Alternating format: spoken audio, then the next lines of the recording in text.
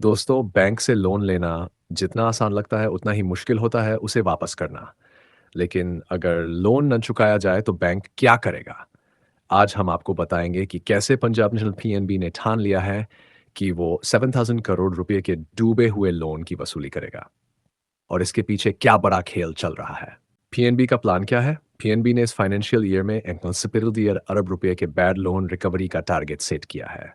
मतलब उन बड़े बिजनेस और कॉरपोरेट से पैसा वापस लेना जिन्होंने लोन लिया लेकिन चुकाया नहीं।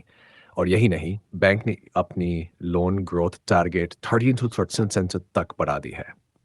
अब सवाल उठता है, ये पैसा आएगा कहाँ से? बैंक का फोकस बड़े कॉरपोरेट लोन डिफॉल्टर्स पर है, यानी वो कंपनियां जो मोटा पैसा लेकर बैठ गई। बैंक अब लीगल एक्शन, सेटलमेंट और एनसीएल अपनी लॉ टी जैसे हथकंडे अपनाएगा ताकि एक एक पैसा वसूला जा सके। पीएनबी का डबल धमाका। और हाँ, बैंक के लिए ये डील सिर्फ बैड लोन तक सीमित नहीं है। Q3 यानी दिसंबर तिमाही में पीएनबी का नेट प्रॉफिट दोगुना हो गया हुआ है क्योंकि उनकी एसेट क्वालिटी सुधर गई है। अब बैंक अपनी शाखाओं ब्रांचेस का पूरा इस्तेमाल करके ग्रोथ को और तेज करना चाहता है। लेकिन कहानी में ट्विस्ट है। एक तरफ पीएनबी बैड लोन वसूलने में लगा है, वहीं दूसरी तरफ बैंक लोन की रफ्तार धीमी हो गई है।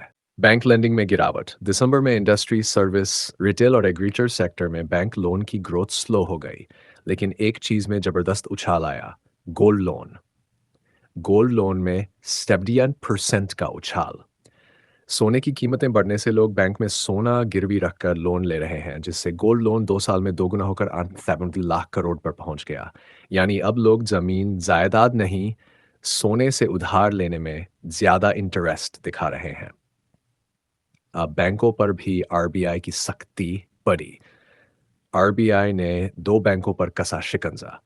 एक्विटस स्मॉल फाइनेंस बैंक पर 65 लाख का जुर्माना लगा क्योंकि उन्होंने फोरक्लोजर और एग्री लोन नॉर्म्स का पालन नहीं किया।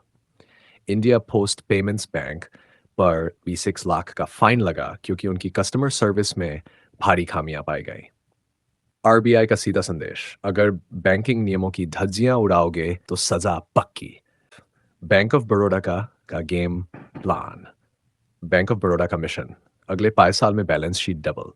सीईओ ने ऐलान किया है कि 500 नई ब्रांचेस खोली जाएंगी ताकि डिपॉजिट ग्रोथ और लोन डिसबर्समेंट में तेजी लाई जा सके। बैंक मार्केट में अपनी हिस्सेदारी बढ़ाने के लिए पूरी तैयारी में है।